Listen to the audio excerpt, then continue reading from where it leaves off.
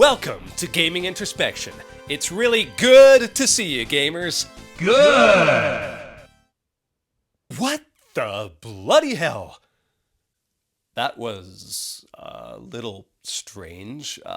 Where was I? Oh yeah, summer's here. I'm burnt already. And what better way to beat the heat than by piloting a jet ski? Yeah, let's talk about Wave Race. Wave Race! That's what I said. Yep.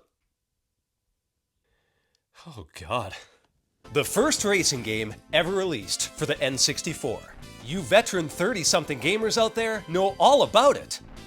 If I could describe this inaugural 64-bit racer in one word, it would be... Good! No, I was gonna use something a little bit more descriptive than that. Nice! What? That wasn't any more specific than what you said before. You added nothing! Anyway, let's dive deeper. For instance, those graphics. Back in '96, they were seriously just Looking good! What the hell? Is there somebody in my house? I'm sorry, I'll be right back, but I gotta check this out here. Who is this bastard? And where the hell is he? I'm gonna just... Smoke it! Oh, yeah, not too bad, eh? How you doing? Not that hot. You idiot! Don't you get it? You're being played for a sap! Focus! What followed next was an arduous search across long-forgotten gaming relics, trying to find the original Wave Race cartridge, as it was my best bet to shut this obnoxious presence up. I even checked the fireplace, just in case a Santa Claus from long past lodged it in there. I then steeled myself as I investigated the most ancient gaming closet I had. But no announcer and no game cartridge to find him in. I was fast running out of places to look. Oh, I give up. I have no friggin' idea where... Wait. Oh. No, not the bathroom. Oh, Lord. Oh, this is the last place I want to look. Oh, God.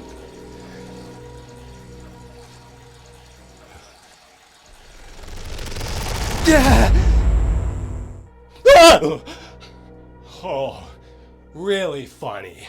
I know for damn sure that's not Sonic's voice. Cool! I guess there's no one here. Anyway, Wave Race was an absolute showcase for the N64 hardware. It ushered the racing genre into new 3D territory. And while it had many strengths, some of its features were, just... Okay! Ah! God damn! Shut the hell up! Okay! I'm just going to continue. The developers were very ambitious, which makes sense, as they were led in part by the legend himself, Shigeru Miyamoto, creator of Mario and Zelda fame. And despite suffering some inevitable first-generation hiccups, you could tell that the developers Almost had it! And unfortunately, there were also a couple areas where the game was just... Not even close! Join me. Please join me for the hits and misses... Don't miss any more! The hits and misses of Wave Race 64, and come out wherever the hell you are so I can kick your ass, you overly energetic jackass! Banzai!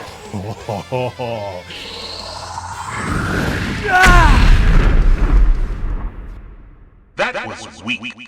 Aw, you son of a... Wave Race!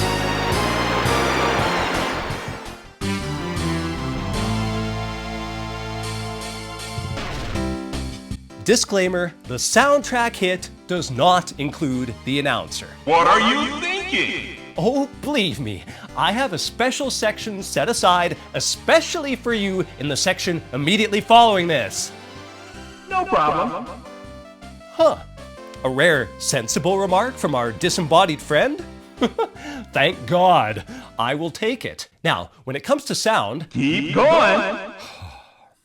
this is a short one, but any of you who have seen any of my other episodes know that I am a huge fan of video game music.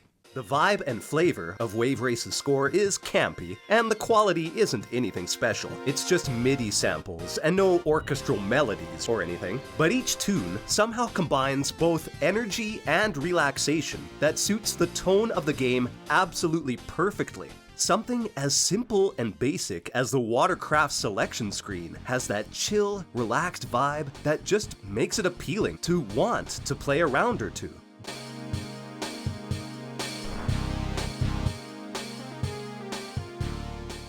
Dolphin Park's vacation melody makes you feel like you have all the time in the world.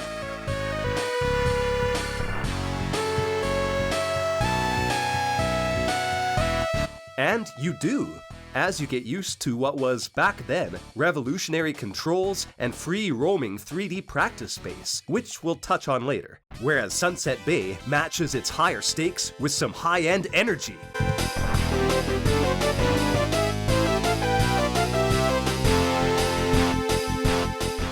It really shifts gears on the next course, with Drake Lake's theme's atmospheric calm that gels so well with the fog and glassy water surface.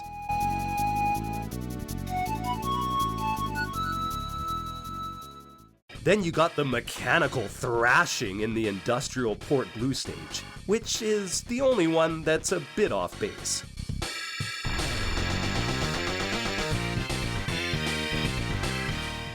And then there's the outlandish vibe of Twilight City's aesthetic, meshing perfectly with the quirky beats. The music here wouldn't feel out of place in a Sonic the Hedgehog game. It's just so funky. What do you think?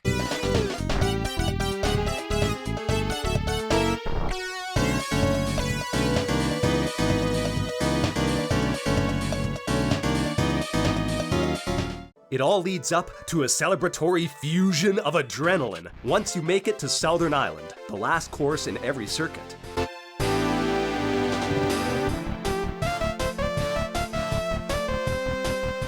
Even the different placements at the end of each race have a unique theme depending on how well you do. Nice try. You did it. This culminates at the end of the circuit, when different music plays to emphasize how much you kicked ass.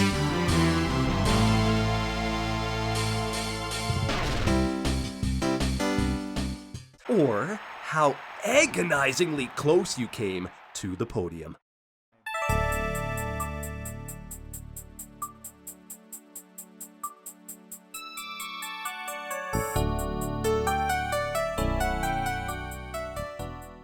So, yeah, the soundtrack is pretty kickin'.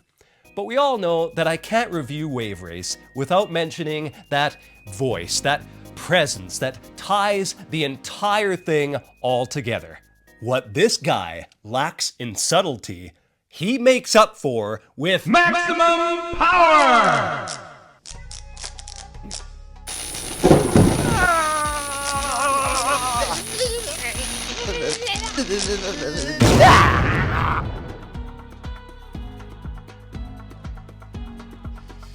maximum power. Yeah, what he said. Oh Lord, let's just get this over with. Let's go! Oh, for the love of... I'm getting to it!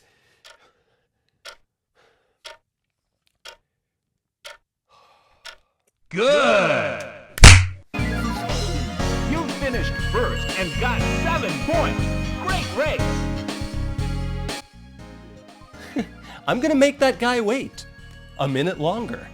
First, let's acknowledge that, especially compared to many early releases, Wave Race 64's quantity and quality of audio and dialogue rised way above most of other cartridges. The tutorial stage, Dolphin Park, offers a fully voiced control tutorial that allows players to listen to and practice the controller motions as they are spoken. You can control the height of your jump by leaning the rider forward or back. This is handy, since many subtle movements have to be done while in motion, and it would be inconvenient to show a diagram or pause the game and then reset to racing through the water and trying to remember what to do. Honestly, this is one of the most engaging tutorial stages, even to this day. It even explains how to do just for fun stunts, like barrel rolls. While on the ramp, quickly move the control stick left, then right, and hold. Clear. Oof. You still gotta do the work though. Epic fail right there. But you all know the best part of Dolphin Park. It's recruiting an army of those lovable mammals to join us on our wave racing sea quest.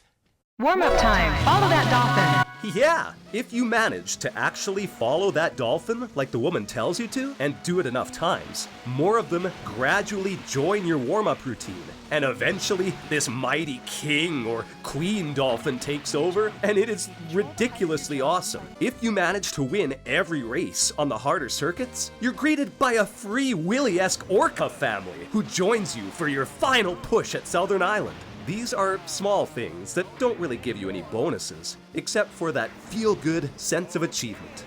Those dolphin Easter eggs, they were actually really well hidden and What are you thinking? Oh, Jesus. For a split, happy second, I forgot you existed. I really went off on a tangent there, didn't I? Thanks for getting me back on track, Spectral Voodoo Man. That was weak.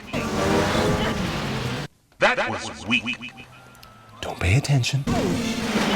Weak. Don't pay attention, you're strong. Weak. You are strong. Weak. Strong like a mountain. Gotta be careful. Weak.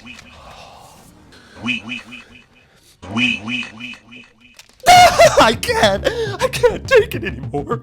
Where is he? Where is this guy? Show yourself. Are you ready? Must be here somewhere, aren't you? Aren't you? Nice try. This is breaking and entering. Where is this guy? Don't go that way. Oh, no. Oh, I hope it's not there.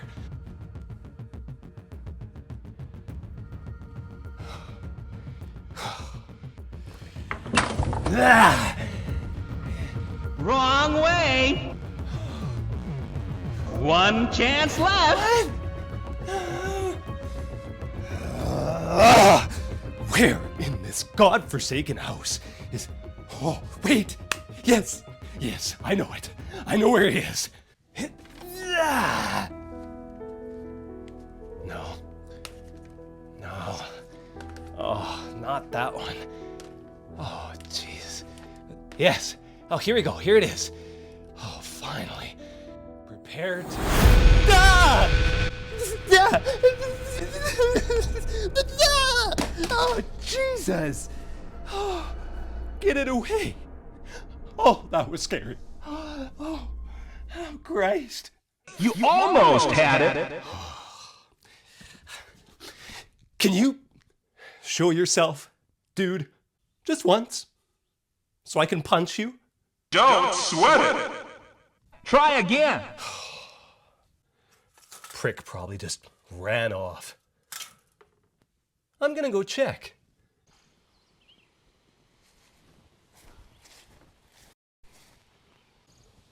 Yeah. That's what I thought.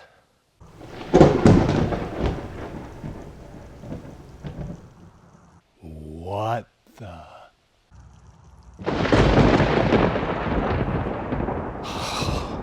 Seriously? Oh, this water's getting high. No, I can't fight it. Oh, no.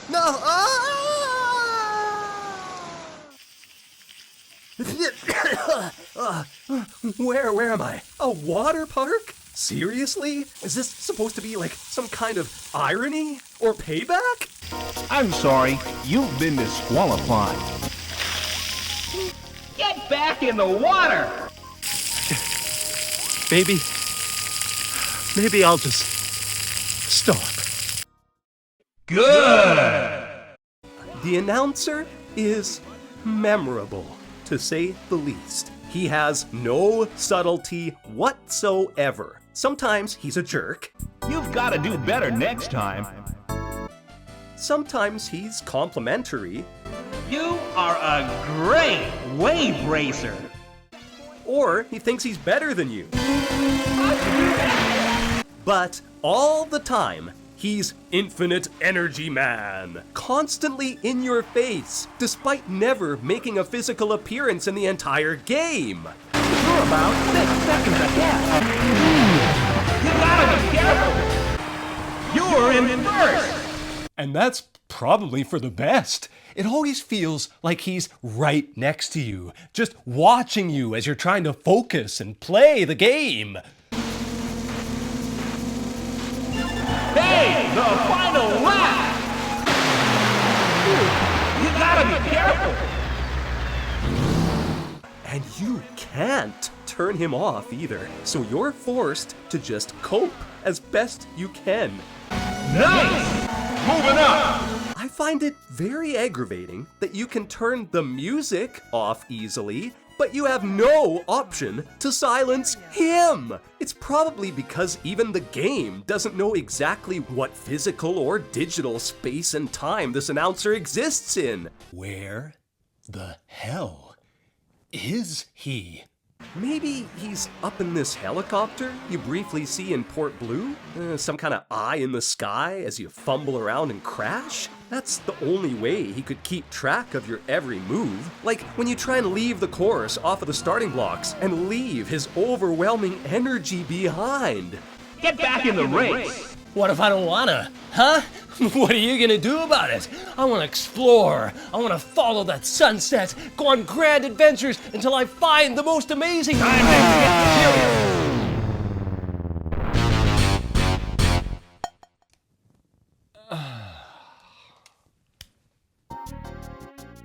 Looks like trouble! Yeah? Yeah, well, you're more trouble than you're worth. Okay. Yeah. Sometimes he's simply an idiot. Like here. You're in second! Dumbass can't even count from 1 to 4? I'm in last. I haven't even caught up to third. First and second are pointed out to me electronically because I'm so goddamn far behind that I can't see them. There was no pretense for him to say that. So, no, he's not in that copter. I have no damn idea. He becomes insufferable with extended plays. One of the most crucial skills you have to master is passing the buoys on the proper side, in which each consecutive successful pass boosts your maximum speed a few miles an hour. It happens the entire race. It's as natural as breathing, but the announcer feels it necessary to yell out, "Good!" or "Okay!" every single time you do it. Okay. Okay. Good. Okay. Okay. If you pass any on the wrong side, your engine power falls back to minimum. So you have to start a new successful chain, and your punishment is having to hear the same damn praise over again. Okay. Okay. Good. Good. Okay. Okay. Okay. Okay. Okay. Okay. Okay. Okay. Okay. Okay. Good. Good. Good.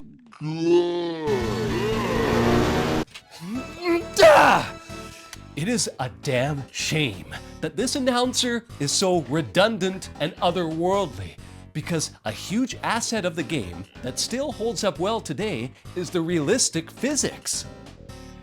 Why couldn't they have made the announcer as authentic as the controls in this gameplay experience? Press up and down on the control stick to lean the rider forward and back. This controller. What a trip. Cool. For once, you're on point. No controller from the era looked anything like this, and controller designs haven't been the same since. The N64 controller was truly one of a kind. Oh God. Oh God, look at this. I still have blood stains on it from rotating the stick into my palm in that Mario Party minigame. It burns! Oh, this better be worth it!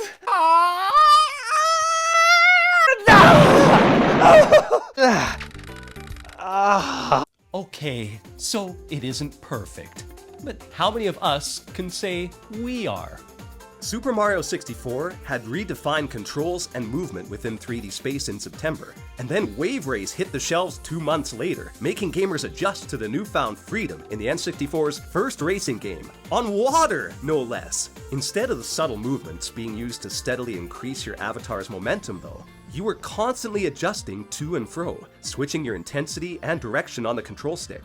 Not just on the tight, challenging turns and tracks, but also when the waves get restless and you're fighting against physics. Somehow, the N64 controller, even today, feels like it responds naturally to the water conditions. The ability to customize riders' handling capabilities effectively ensures that any mistakes that are made can be traced to the player's lack of skill and not defects with the controls. When you switch handling or grip, be prepared to make the corresponding adjustments to how much pressure you're giving the stick.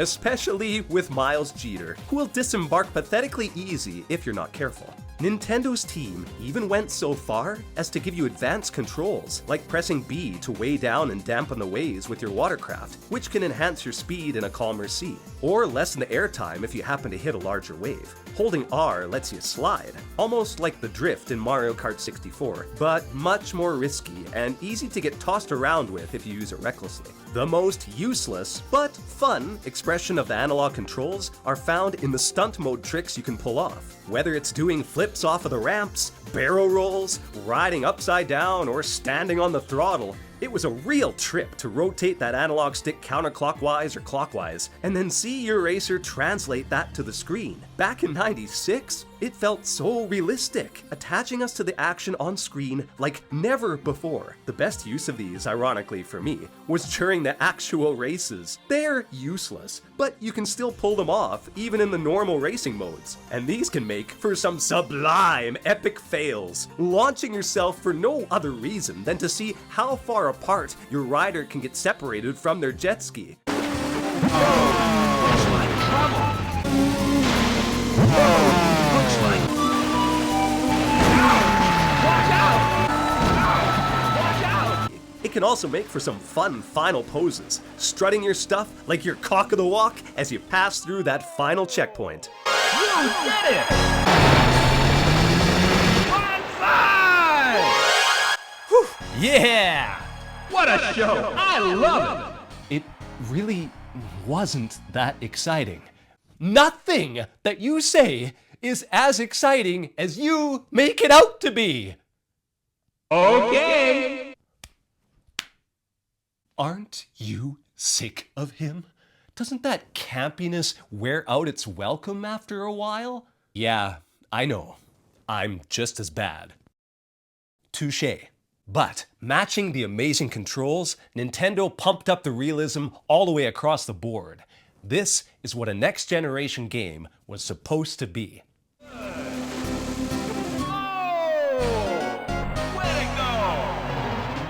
Wave Race will turn 30 next year, and it's astonishing how few water racing games have been released in 3 decades. I'm sure there's a few, Hydro Thunder comes to mind, but none really stick out as being must-plays. I'm thinking part of it might have to do with how tricky it is to build a realistic system that accurately represents how it would feel to be on a jet ski or any watercraft. I'm a nerd and I can't fathom the comparison between game and real life. But from what I can gather, the different heights and choppiness you encounter from all the different waves are pretty realistic, at least as far as games of the time could implement. Go to Drake Lake and you feel the relatively frictionless, effortless skid across the water. water that, as I mentioned before, looks like glass. Then you try out Port Blue, and the conditions are completely different, with rapidly moving, choppy waves that slash at you from various directions, making it trickier to position yourself exactly where you want, which in this course is very important as you have to navigate a claustrophobic ship passageway and ramp placements. In Sunset Bay, you get this rough section of water where you can either choose to ride upwards on the wave crests and gain some air, or submerge yourself through the breaks in an attempt to maintain forward momentum. There's always subtle choices you have to make besides what's the best line to take. Should you get air and try to clear an obstacle like this concrete slab in Marine Fortress? You look friggin' sweet if you do it. But the waves may not be in the exact same spot every lap, making you look like a jackass instead if you fail. Huge risk versus reward. Ramps early on trick you into thinking you should hit every one at high speed and get as much air as you can. But Port Blues will send you almost out into the open ocean. It's much better to avoid them altogether and keep a tight right turn. Once you open up the expert courses like Glacier Coast, there's the obvious ice is slippery gimmick, and it doesn't mess around. You can lose control completely to the point of submerging yourself underneath the ice if you can't negotiate the change of momentum and physics. The courses are all 3 standard laps, but most of the courses past the easy introductory ones have a sense of progression with realistic weather effects, changing things up each time. Drake Lake subverts expectations and begins at its most challenging, blanketing your view with fog, which can be especially troublesome if you're trying to weave through these very closely spaced log poles. And in the harder difficulties, you have no choice but to do this, because the buoy placements are more plentiful,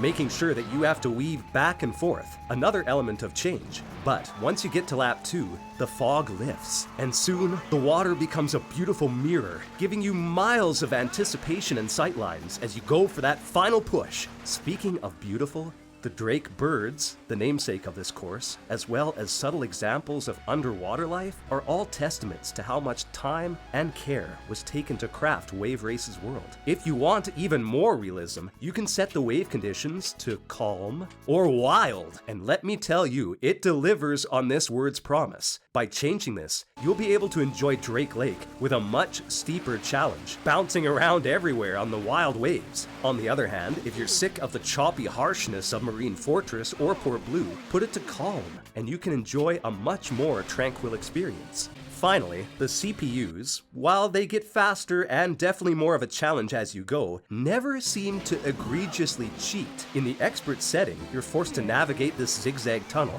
and the CPU can flub up just as much as you. There's no rubber band mechanic, like in Mario Kart 64, where no matter how skilled you are or how well you use items, the computer just magically jolts up right next to you. Even in expert mode, Wave Race's opponents are still susceptible to falls and mistakes, sometimes completely tanking and giving you an opportunity, even hitting icicles right before the finish line, giving you a shot at a last-minute comeback. Oh! You did it! Now, other aspects fail to stand the test of time when it comes to realistic presentation. The audience members are the worst paper cutout things imaginable. Even back in '96, this looked horrendous. Cardboard has more depth and personality than the fans on these beach houses. Look at these awful bleacher shots with crowds of them. It breaks the realistic immersion quite a bit. While the stages have some animated elements, like the helicopter that we mentioned, much of the background scenery is either 2D slabs or horrendously crafted upon closer inspection. Glitches are all over the place, including your racer falling completely through the beach, as if it's quicksand, then popping back up through it, as if a Sarlacc pit monster from Star Wars didn't like the taste of this Canadian bacon. What? Now even the dolphins are trapped underneath the sand? Oh, what in God's name happened here? What? Listen to that. Even the engine sound craps out. There's some serious issues here. Also, the collision physics are all over the place. Sometimes you get launched far away for nothing that anyone would deem reckless, like this floating buoy. Watch out! It acts as if it's a brick wall. And other times, you go full bore into a dock, and your racer barely grunts or acknowledges it. Pull to the junk? Just shake that off. Sometimes you seem to get knocked off for God knows what. Okay, watch out! But let's be honest, it's fun to intentionally wreck these polygonal racers on purpose just to see how much you can push the launch physics. Looks like trouble. Goofs aside, the natural rhythm as your jet ski bounds and leaps across the water and crests over waves, it helps all build your skill until you feel like you could be an actual wave racer. That's a nice move! You're doing great! Oh, no, it's too late for brown nosing, buddy. It's not gonna work. You hear that, announcer guy? You are dead to me. Dead.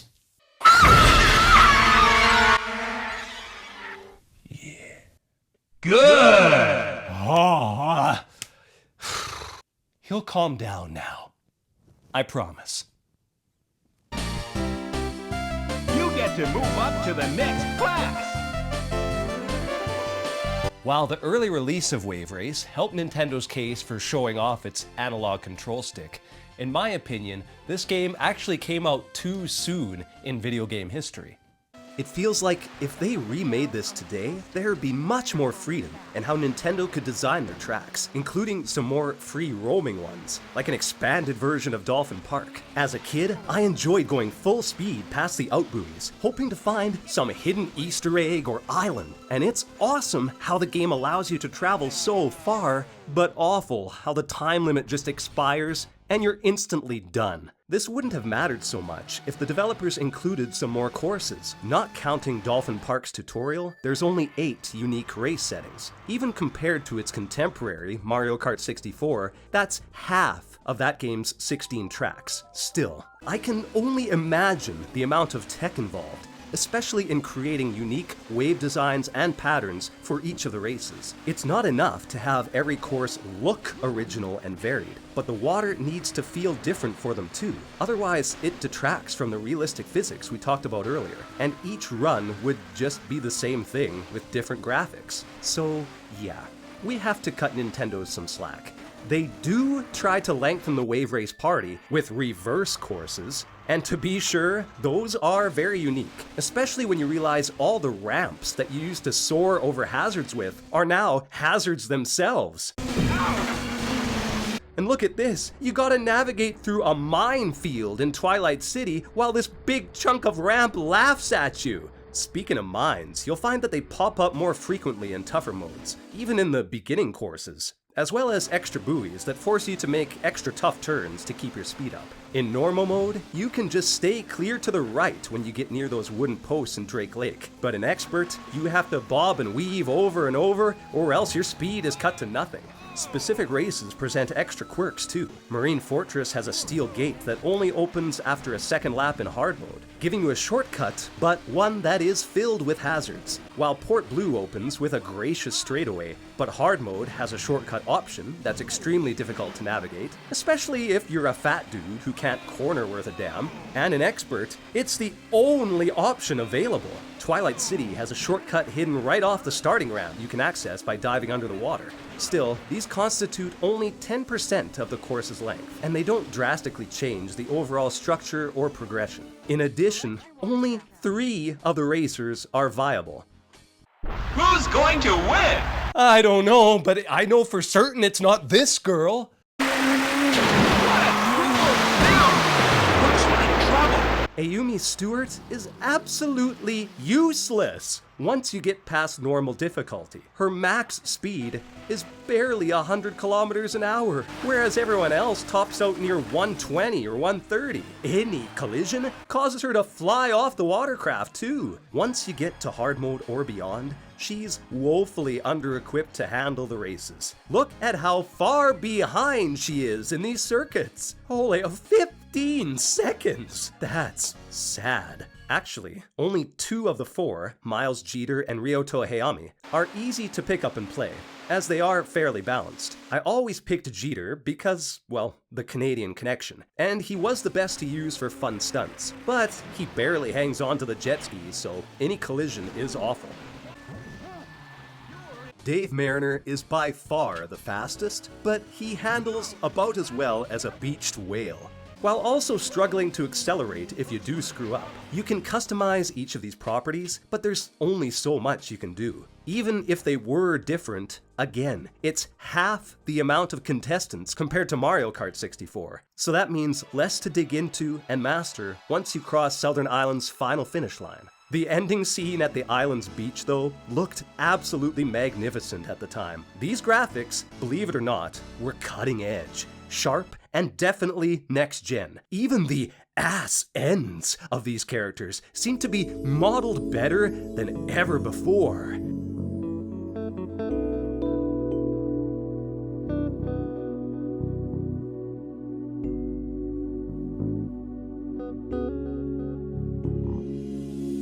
Dave Mariner was probably voted hottest game hunk after this sequence. What more could you want? He's gracious in defeat, and he doesn't call out the Canadian guy for having disjointed limbs or sharpened elbow bones that dig into his own bicep muscle. Ah, the 90s. Actually seeing what looked like motion-captured movements and the realistic faces of the racers here was something else. It also includes the most hilarious loser scene ever. If you get enough points to qualify to the final race, but have the lowest total, your racer melodramatically pounds the sand infinitely as the stats scroll across the screen.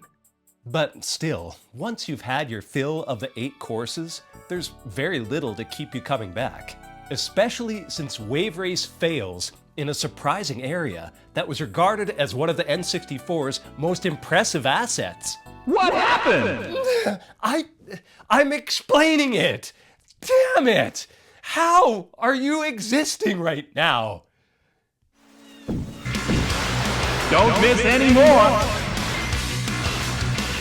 Remember these? Remember the dreams that manifested when we noticed our controller ports were doubled? It was like wishes coming true for real. 4 controller ports had 90s kids so excited to invite even more friends over or visit a buddy's house with the expectation that laughs, punches, and memories would be shared for hours on end.